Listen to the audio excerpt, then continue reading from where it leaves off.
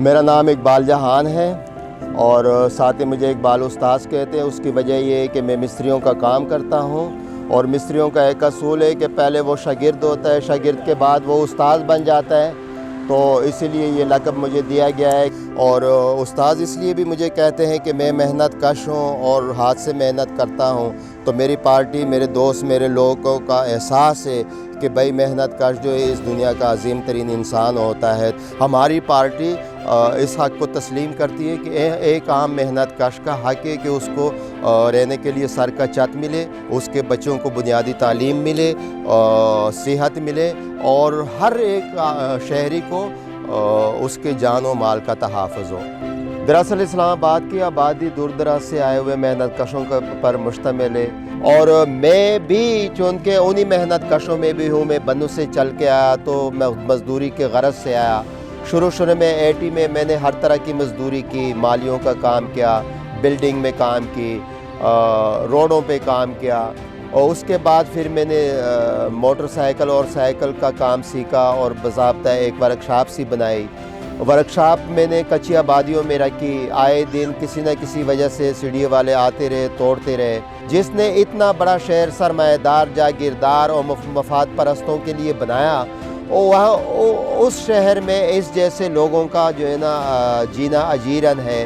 और आम मेहनत कश तो क्या, जो ठीक ठाक तनख्वाहदार लोग भी है वो किराया अफोर्ड नहीं कर सकता है, क्योंकि ये जो बड़े बड़े बिल्डिंग वाले हैं ये बिल्डिंग बनाते ही अपने मफाद के लिए और किराए के लिए। ये जो हाउसिंग सोसाइटियां हैं ये फैलती जा रही है और आम आदमी की जो जगह है वो ख़त्म होती जा रही है, इसलिए किराए महंगे होते जा रहे हैं। और इस्लामाबाद में सबसे बड़ा जो मसला है वो ट्रांसपोर्ट का है कि ट्रांसपोर्ट तो यहाँ पर है ही नहीं जैसे बड़े शहरों में ट्रांसपोर्ट होना चाहिए। सीढ़ियाँ भी जो है ना वो सरमाएदार के मफादात के लिए जंग लड़ रही है। पुलिस भी अगर देखो तो वो भी VIP मोमेंट पे मामूर होती है। इसी तरह दीगर इदारा, पूरा सिस्टम जो है वो आम आदमी के मफाद में नहीं है, बल्कि वो सरमाएदार, जागीरदार, मुला और ताएदार के लिए है। तो अवामी वर्कर पार्टी मेहनत कशों की बात करती है, मेहनत कश आवाम की बात करती है और मैं तवक्को करता हूँ कि इस्लामाबाद के अवाम मेरी बात समझ पाएंगे कि हम माहौलियात की तब्दीली की बात करते हैं कि भाई ये जो माहौलियाती गलाज़त फैलती जा रही है इसकी रोकथाम होना चाहिए। और ये जो क्लाइमेट चेंज के हवाले से मसाइल आ रहे हैं उसके ऊपर हम बात करते हैं।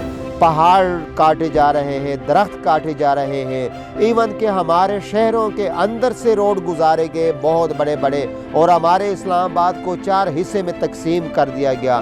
तो पता चलता है कि ये वसाइल की जंग है, ये सरमाए की जंग है, ये मफादात की जंग है और हम इसको बिल्कुल रोकेंगे, इसके लिए लड़ेंगे और इन मेहनत कशों को साथ लेके जदोजहद करेंगे।